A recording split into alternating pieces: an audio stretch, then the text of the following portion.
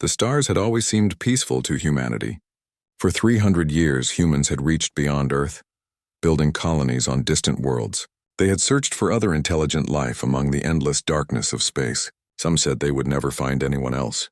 Others said they should stop looking. But Ambassador Sun Young believed differently. She believed the universe was too vast to be empty. Sun Young stood on the bridge of the exploration ship called Horizon's Edge. Through the wide windows, she could see a strange sight. 7 massive ships hung in space before them. These ships were not human. They were something else entirely. Their hulls were dark and covered in strange symbols that seemed to move and shift. These were the ships of the Dominion Alliance. For 2 weeks, humanity had been trying to talk with these aliens. The messages had been simple at first: greetings, offers of friendship, information about human culture and history. But the Dominion had remained silent. Until today, the main screen flickered to life. A creature appeared before them. It was tall and thin, with skin that looked like polished stone. Its eyes were dark pools without emotion. This was High Archon Velcris, leader of the Dominion Alliance. When it spoke, its voice was cold and filled with disgust. "So these are the humans," Velcris said slowly. "Soft-skinned creatures who barely learned to leave their own world. You dare to enter our territory and speak to us as equals?" Sun Young felt her hands tighten into fists, but her voice remained calm. "We come in peace. We seek only to know our neighbors in this galaxy. Humanity offers friendship and cooperation." Velcris made a sound that might have been laughter. "Friendship? Cooperation? You understand nothing.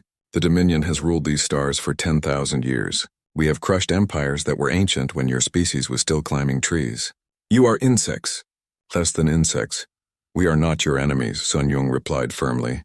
"But we will not accept insults. Humanity has earned its place among the stars." "Earned?" Velcris leaned forward. "You have earned nothing. You are primitives playing with technology you barely understand. Here is what will happen. You will withdraw from all the worlds you have infected with your presence. You will submit to Dominion oversight. You will learn your place in the proper order of things. You have one standard cycle to comply." Sun Young took a deep breath. She thought of Earth. She thought of the colonies where children played under alien suns. She thought of all the people who had worked so hard to build a future among the stars. Then she spoke clearly. "No." The word hung in the air like thunder. Velcris stared at her with those empty eyes. For a moment, nothing happened. Then the Dominion ships opened fire. There was no warning. No chance to escape. Energy weapons tore through the Horizon's Edge like paper.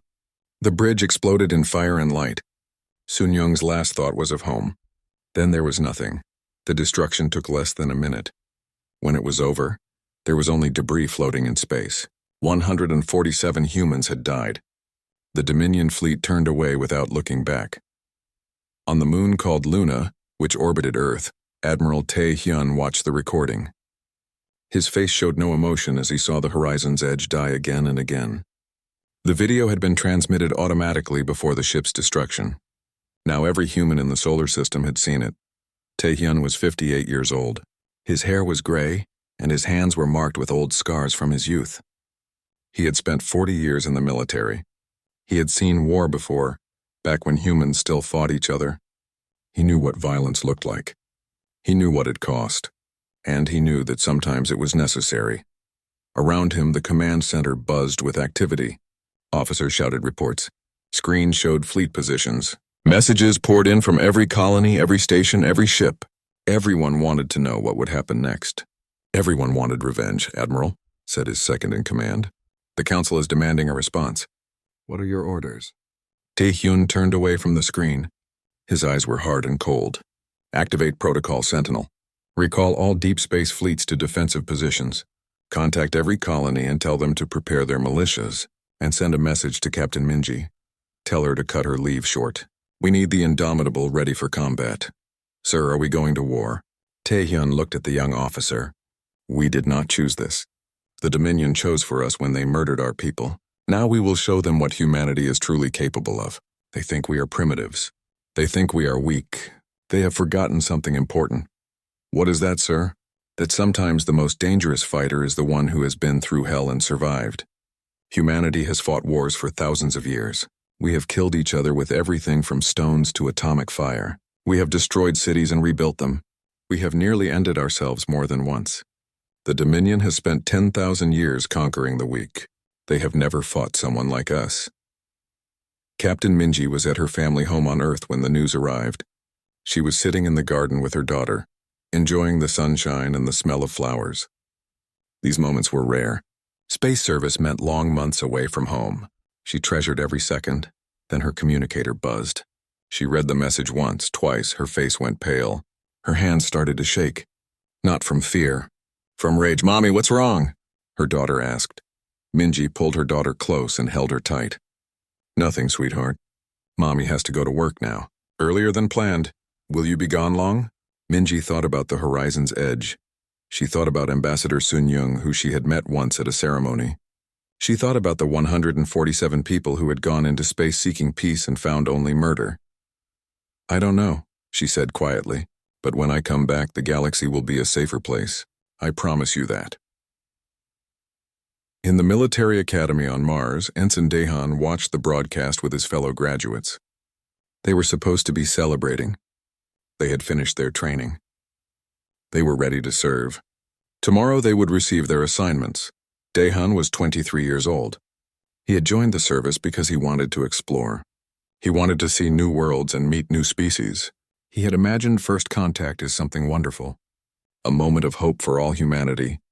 Now he watched as the horizon's edge exploded again and again on the screen. He heard Velcris call humans insects. He saw Ambassador Sun Yung say that one word, "No." Then he saw her die. Something changed inside Daehan in that moment. The universe was not a safe place. It was not filled with friendly neighbors waiting to be discovered. It was filled with predators, and humanity had just become prey, unless they fought back. "What do we do now?" someone asked. Daehan stood up. His hands were steady. His voice was clear. "We do what we trained for. We protect humanity, and we show the Dominion that they made a terrible mistake." Around the room, other young officers stood up as well. They were no longer celebrating. They were preparing for war. Not because they wanted it, but because it had been forced upon them. Across human space, the same scene repeated itself. On stations and colonies and ships, people learned what had happened. They grieved. They raged, and they prepared. The Dominion had made their choice. They had picked war. Now they would learn that humanity remembered how to fight, and more importantly, humanity remembered how to win. The Dominion came for the colonies exactly 1 week after destroying the horizon's edge. Their ships appeared without warning above 3 human worlds: New Sol, Horizon Prime, Terra Nova. Each world held millions of people, families, children, dreams of a peaceful future. The message was the same at each location: surrender immediately or die. The Dominion commanders did not expect resistance. These were soft humans, weak creatures who talked about peace. They would fold quickly, or so the Dominion thought. At New Sol, the colonial defense fleet moved to intercept. 20 human ships against 50 Dominion vessels. The odds were terrible. The defenders knew they would probably die. But they bought time for civilians to reach the shelters. They fought with everything they had. The battle looked desperate. Human ships exploded under Dominion fire. Debris filled the space around the planet. The Dominion commanders watched with satisfaction. This was how things should be. The strong crushing the weak. The natural order of the universe. Then something strange happened. Ships that should have been destroyed suddenly came back to life. Their power signatures returned. Their weapons began firing again. The Dominion commanders stared in confusion. What kind of trick was this? The truth was simple but devastating. The human ships had been playing dead. They had shut down everything except essential systems. They had let the Dominion think they were winning. And while the Dominion celebrated their easy victory, the human fleet had repositioned. Now they struck from unexpected angles, but that was only the first surprise. From the asteroid belt came new contacts, weapons platforms that had been hiding, silent and cold, now powered up. They had been waiting there for days, waiting for this exact moment. The platforms opened fire, not with energy weapons, not with missiles, with something far more terrifying: chunks of metal, accelerated to incredible speeds, kinetic kill weapons, simple, ancient, devastating. The Dominion had shields designed to stop energy weapons and missiles. But these shields could not stop solid metal traveling at a significant fraction of light speed. The projectiles passed through the shields like they were not there. When they hit, entire ships simply ceased to exist. The kinetic energy released was more powerful than nuclear weapons. At Horizon Prime and Terra Nova, the same story unfolded. The Dominion attacked. The humans seemed to lose. Then hidden weapons revealed themselves. The tide turned in minutes. But the worst moment for the Dominion came when Captain Minji arrived with the Rapid Response Fleet. The Indomitable was humanity's newest flagship. It was massive, bristling with weapons, and commanded by a woman who had lost friends on the horizon's edge. Minji stood on her bridge and looked at the battle displays. The Dominion had made their choice. They had attacked civilian targets. They had tried to terrorize humanity into submission. Now they would learn what terror truly meant. All ships, she said calmly, weapons free. Show them no mercy. They showed us none. The human fleet struck like a hammer. They had studied the Dominion ships. They knew their weaknesses. Every shot was calculated. Every maneuver was planned. This was not chaos. This was precision violence. At New Sol, the Dominion fleet broke. The survivors turned to run. But humanity did not let them escape easily. Pursuit ships hunted them down. The message had to be clear. Attack humanity and pay the price. In the end, 2 of the 3 Dominion fleets were completely destroyed. Thousands of alien soldiers died. Only at Terra Nova did a significant portion of the Dominion forces manage to retreat. But even they left behind half their number. The retreating ships broadcast everything they had seen. The hidden weapons, the feigned defeats, the kinetic kill weapons that the Dominion had dismissed as primitive. Most of all, they broadcast their fear. In his laboratory on Luna, Dr. Hyunwoo watched the battle recordings with interest. He was thin and pale from spending too much time indoors. His eyes were bright with intelligence and something darker. He understood destruction better than most people. He had spent years learning how to break things. They called kinetic weapons primitive, he said to his assistant. Primitive. As if simplicity was a weakness. His assistant nodded nervously. Working with Hyunwoo could be unsettling. The man enjoyed his work too much. Do you know what makes kinetic weapons so effective? Hyunwoo continued. They cannot be jammed. They cannot be hacked. They cannot be redirected. They are just mass and velocity. The universe itself becomes the weapon. Physics doesn't care about your shields or your technology. Physics is absolute. He pulled up calculations on his screen. And we have only shown them the basic version. Wait until they see what we have been developing. Wait until they understand what humanity can do when we apply our creativity to warfare. On the Indomitable, Ensign Daehan tried to keep his hands from shaking. He had been assigned to the tactical station. During the battle, he had been responsible for targeting enemy ships. He had pressed the buttons that launched weapons. He had watched ships explode, ships with living beings inside them. Now the battle was over. The adrenaline was fading. The reality was setting in. He had killed people today. Many people. The fact that they had been trying to kill him did not make it easier. Captain Minji noticed him sitting alone in the observation deck. She sat down beside him. For a long moment, neither spoke.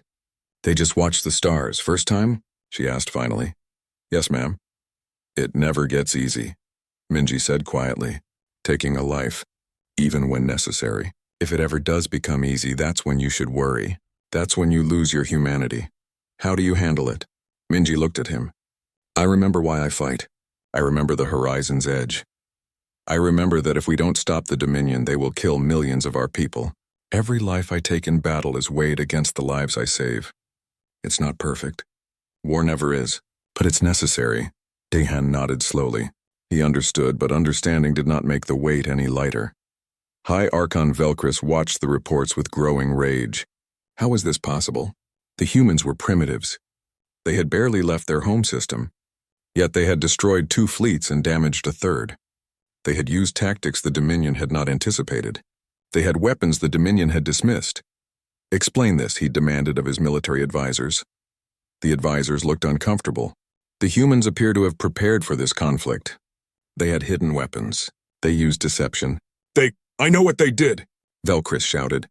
I want to know how. How did insects defeat us? One brave advisor spoke up. Perhaps we underestimated them, High Archon. Our intelligence suggested they were inexperienced in warfare, but their tactics are sophisticated. They fight with a level of coordination that suggests extensive combat experience. Experience? They have been unified for less than 2 centuries. What experience could they possibly have? Before their unification, High Archon, they fought among themselves.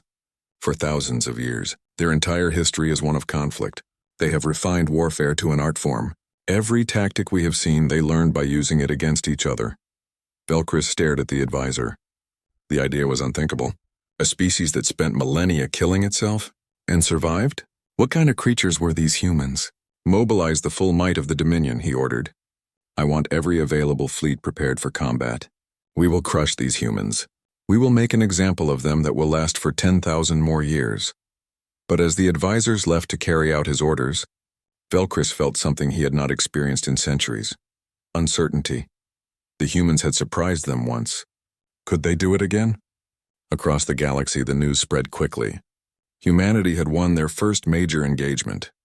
The impossible had happened. The Dominion, which had ruled unopposed for 10,000 years, had been bloodied by newcomers.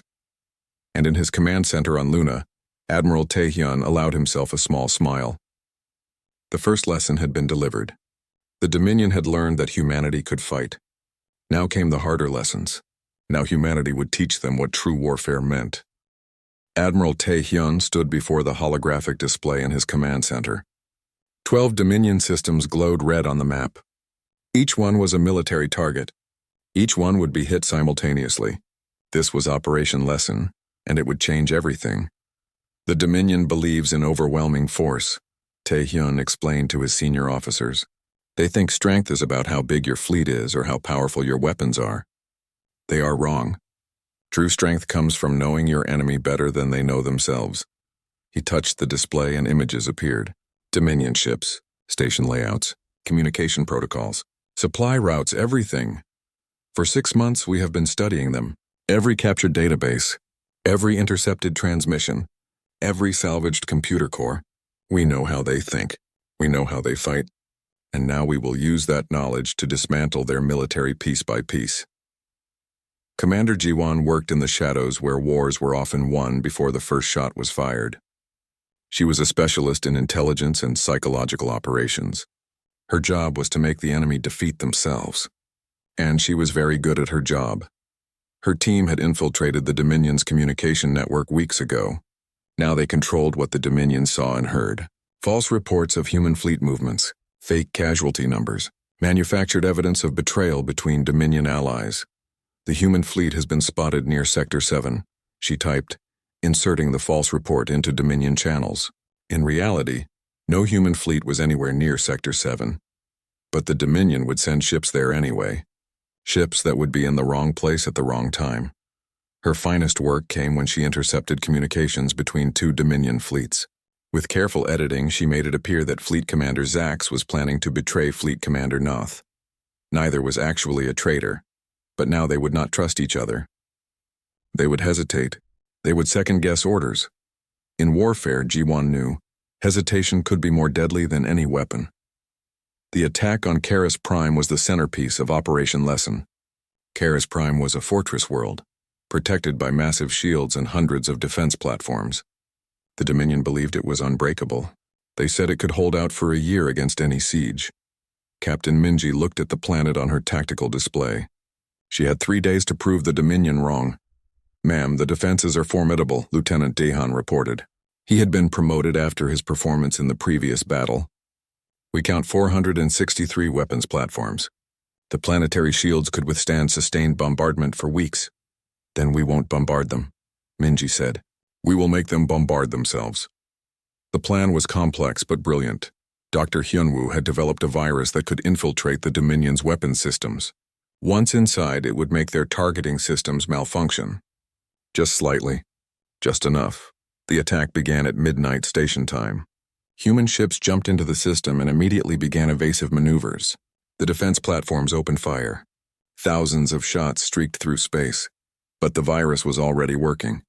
Platform targeting systems were off by fractions of a degree. Shots that should have hit human ships instead hit each other.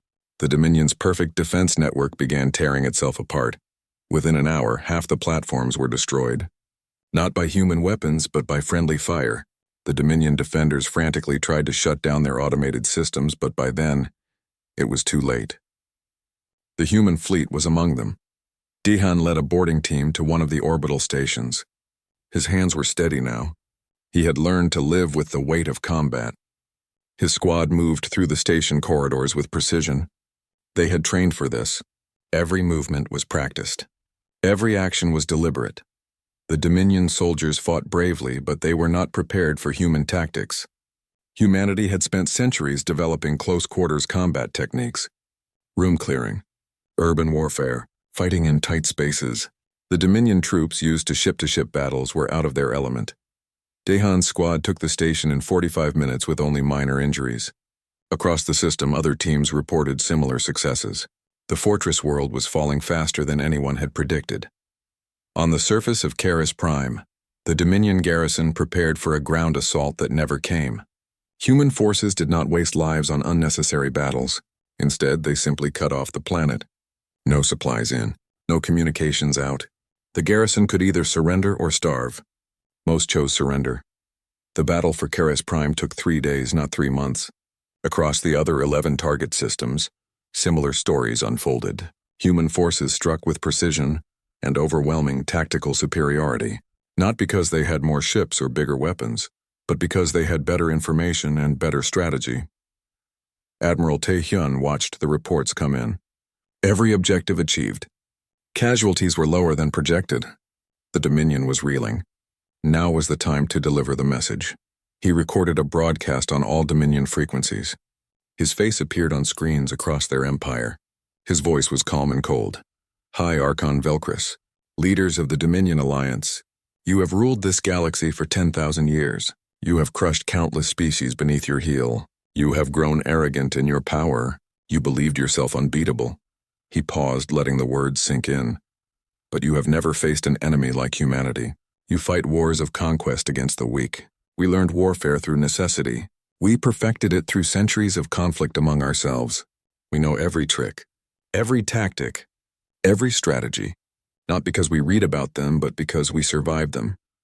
Another pause. Tae-hyun's eyes were hard as steel. You picked this war when you destroyed the horizon's edge. You picked it when you attacked our colonies. You picked it when you called us insects and primitives. Now we are showing you what war truly means. This is not conquest. This is not domination. This is education. And class is in session. In Dr. Hyunwoo's laboratory, celebration was muted. The virus had worked perfectly.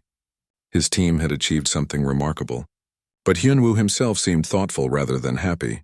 Something bothering you, Doctor? His assistant asked. Hyunwoo looked at the screen showing Dominion casualty estimates. We are very good at this.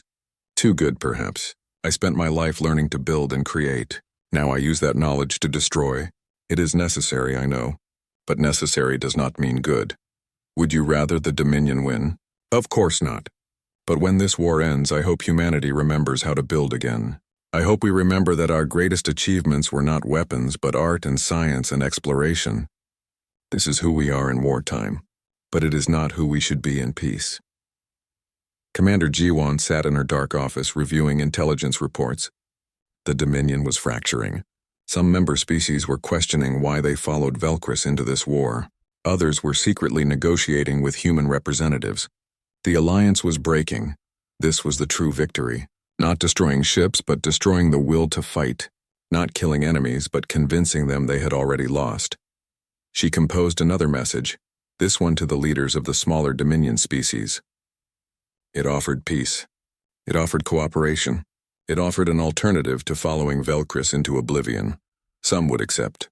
Some would refuse. But seeds of doubt were planted. And doubt, Jiwon knew, could be more destructive than any bomb. Across human space, people watched Admiral Tae-hyun's broadcast. They saw the victories. They saw the Dominion stumbling. For the first time since the horizon's edge burned, they felt hope. Humanity was not prey. Humanity was the predator. But in his command center, Tae-hyun felt no triumph, only grim determination. The Dominion would not surrender easily. They would escalate. They would grow desperate. And desperate enemies were the most dangerous of all. The hardest battles were still ahead. The emergency alert woke Commander Jiwan at 3 in the morning. She read the message twice, her blood running cold. The Dominion had activated weapons that had been banned for 5,000 years. Planet killers. Devices that could crack worlds apart and kill billions in minutes. The target was Earth. Within an hour, the War Council assembled. Admiral Tae-hyun looked older than he had months ago. The weight of command had carved new lines in his face, but his voice was steady when he spoke. "The Dominion is desperate," he said. "Velcris knows he is losing.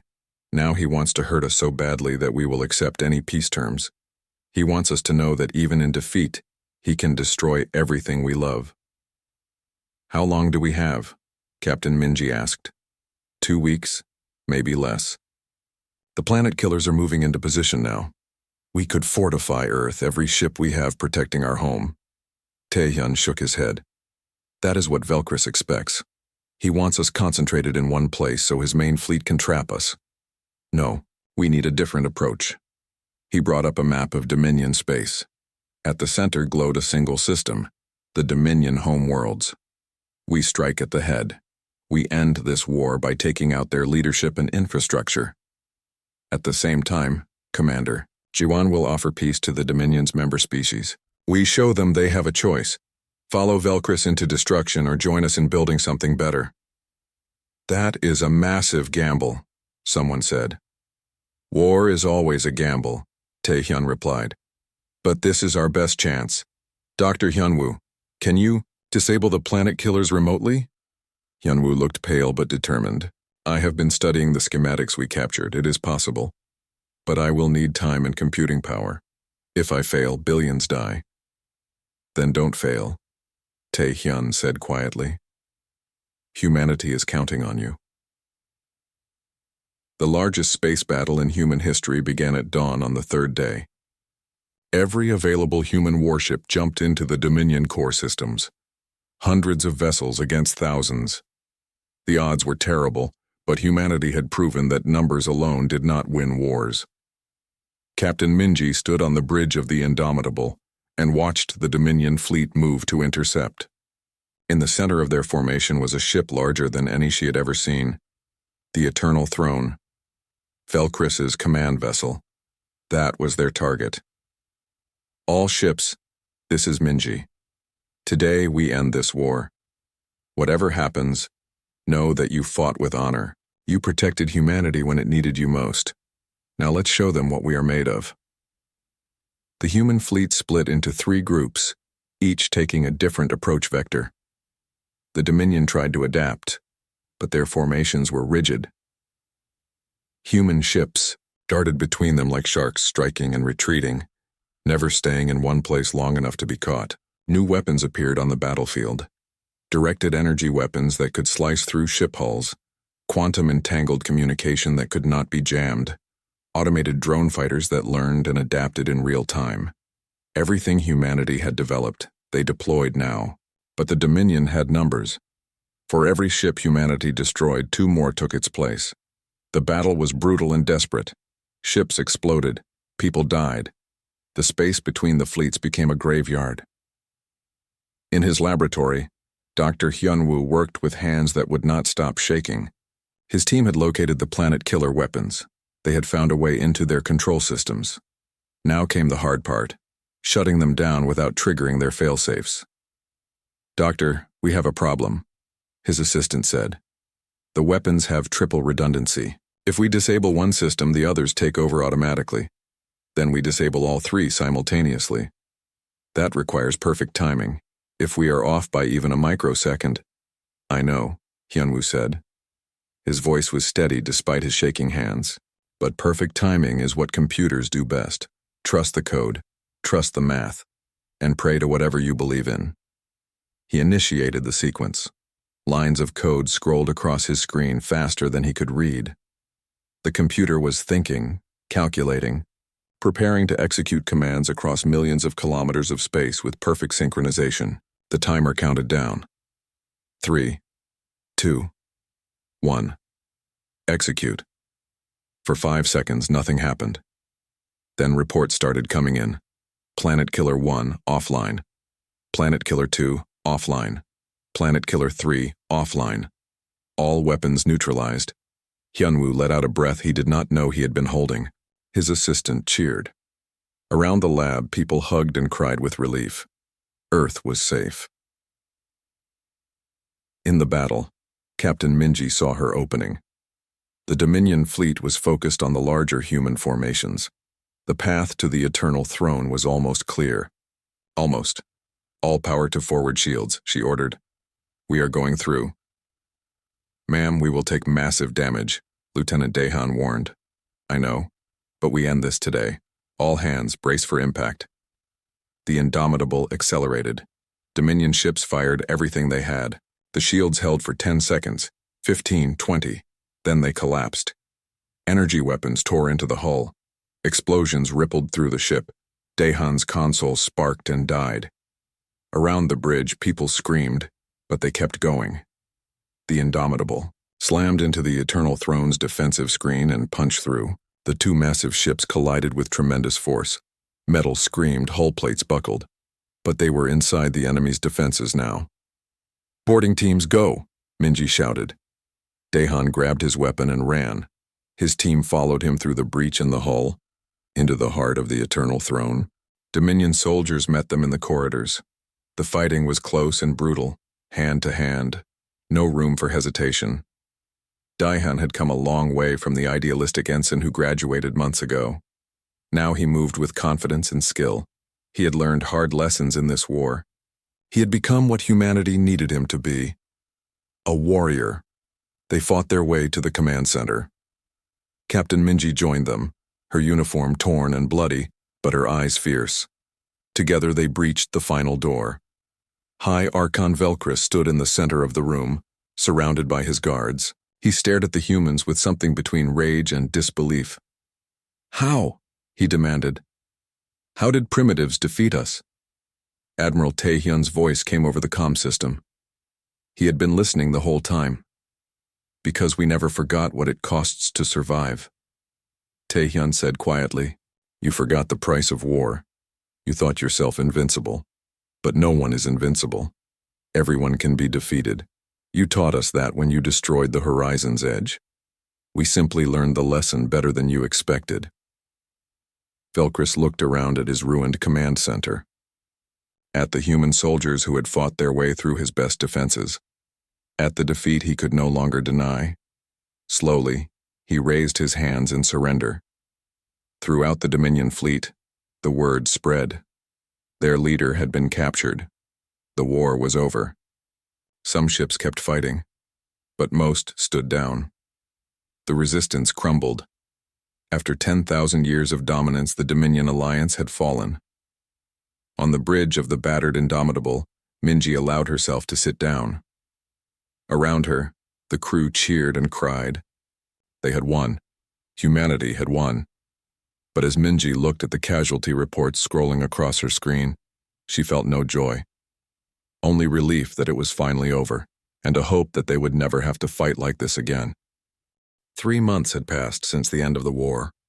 Admiral Taehyun stood before the Galactic Assembly, a gathering of species that would have been impossible before. Former enemies sat together. Former subjects of the Dominion now had their own voices. And at the center of it all was humanity, the newcomers who had changed everything. The assembly hall was enormous, built on a neutral station between human and former Dominion space. Representatives from 43 species filled the chamber. Some were grateful to humanity for freeing them. Others were wary of these powerful newcomers. All of them wanted to know what would happen next. Taehyun's hair had gone completely white in the months since the war began. He looked tired but calm as he addressed the assembly. We did not want this war, he began. We came to the star seeking friendship. We found hostility instead. We were forced to show the galaxy our capacity for violence, but today I stand before you to show you something else. Our capacity for peace, he gestured to the gathered species. Humanity does not seek to replace the Dominion. We do not want an empire. We want a community, a galaxy where disputes are settled through dialogue, not destruction. Where developing civilizations are protected, not conquered. Where all species, regardless of their technology or history, are treated with respect. A representative from one of the former Dominion species stood. Why should we trust you? You destroyed the most powerful military force in the galaxy. What stops you from doing the same to us? Taehyun met the alien's eyes. Nothing stops us, except ourselves. Humanity learned long ago that power without restraint leads only to ruin. We nearly destroyed our own world once. We remember that lesson. We choose a different path. He pulled up a document on the main display. This is the Terra Accords, a set of rules and principles for this new galaxy we are building together. Rules about warfare, protection for developing worlds, mechanisms for peaceful dispute resolution, and most importantly, checks on power. No single species, including humanity, can dominate the others.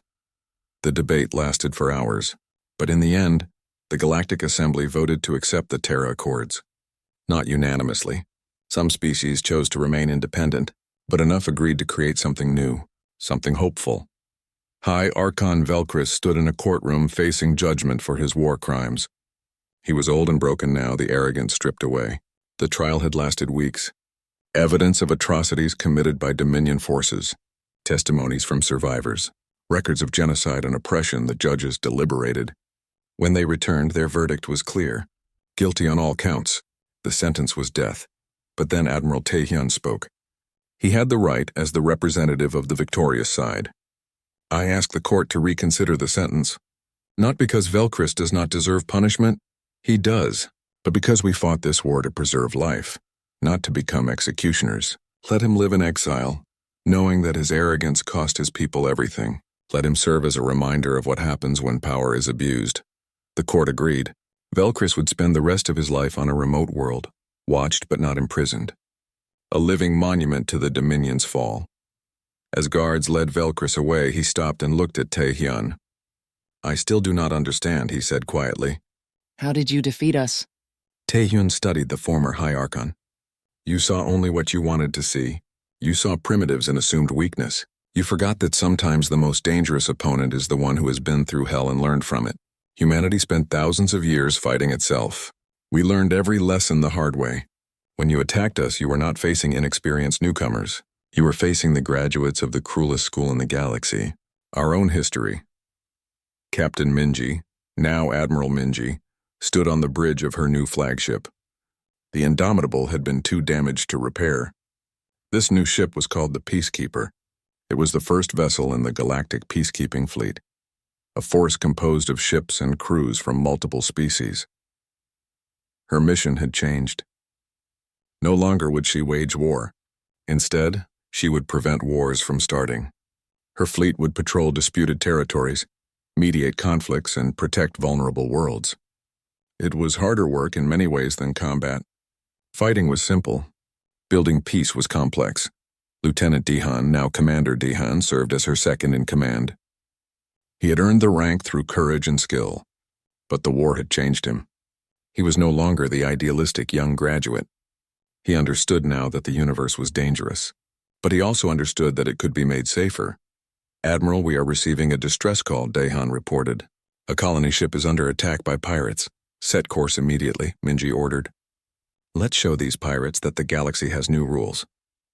Dr. Hyunwoo had returned to civilian work. His laboratories now focused on construction technology instead of weapons. He was developing better shields for colony worlds, more efficient engines for exploration ships, ways to terraform harsh planets into homes for all species. This is better, he told his team. During the war, I used my skills to destroy. Now I use them to build. This is what I always wanted. To create things that help people, not hurt them. His greatest project was the dismantling of both human and Dominion planet killer weapons. Every last one was destroyed under his supervision. The galaxy would never again face that particular horror. It was not much, but it was something. Commander Ji-won continued her work, but now she built bridges instead of tearing them down. The intelligence-sharing network she created helped prevent conflicts before they started. When one species suspected another of aggression, they could verify through neutral channels. Misunderstandings that might have led to war were cleared up with communication. She still worked in the shadows. Some threats required quiet handling, but now she protected the peace with the same dedication she had once used to wage war. Admiral Taehyun retired from military service 6 months after the war ended. He accepted a position as humanity's representative to the Galactic Assembly. No more commanding fleets, no more planning battles. Instead, he helped build the institutions that would keep the peace. It was harder work than war in many ways. Every species had different needs and concerns. Every dispute required patience and diplomacy. But slowly the galaxy was becoming more stable, more peaceful, more hopeful. One day a young human officer visited him. "Sir, I am being deployed to the Outer Rim. My first deep space assignment. I wanted to ask your advice." Taehyun smiled. He saw himself in this young person. Idealistic, hopeful, ready to explore. Remember that strength is not just about fighting. True strength is knowing when not to fight, when to talk instead of shoot, when to build instead of destroy. We showed the galaxy we could wage war. Now we must show them we can wage peace. 10 years after the war, humanity's place in the galaxy was secure, not through dominance but through cooperation. The Terra Accords had prevented multiple conflicts. The Galactic Peacekeeping Fleet had stopped pirates and protected trade routes. New species continued to join the assembly. On a colony world called New Horizon, a school was built. Students from 12 different species learned together. In history class, they studied the war between humanity and the Dominion. But the lesson was not about humanity's triumph. It was about the dangers of arrogance and the value of respecting all intelligent life. The teacher, a human woman, read a quote to her students. Admiral Taehyun once said, "We showed them how to fight a war they started. Then we showed them how to build a peace we could all share." That second part was harder but infinitely more important. She looked at her diverse classroom. Species that had once been enemies now learning side by side. "Remember this lesson," she said. "War is sometimes necessary, but peace is always the goal. Never lose sight of what you are fighting for, and never become so good at war that you forget how to build peace." Outside the school, children of different species played together under an alien sun. They did not remember the war. They knew only the peace that had followed, and that, more than any victory in battle, was humanity's greatest achievement. The Dominion had picked war and learned what humanity could do when pushed to fight. But humanity had also shown them what happened after the fighting stopped. They had built something better than an empire. They had built a community. Admiral Taehyun, now retired and living quietly on Earth, sometimes looked up at the stars. He thought about all those who had died, about the prices paid, about the lessons learned. The war had been terrible but necessary. The peace that followed made it worthwhile. Humanity had proven itself in fire and blood. Now they were proving themselves in something harder, building, growing, cooperating, being part of something larger than themselves. The galaxy was vast and still full of dangers, but it was also full of possibilities. And humanity, once dismissed as primitives, now helped guide it toward a better future, not through domination but through example, not through fear but through respect. The war had ended. The work of peace continued, and humanity had finally found its place among the stars.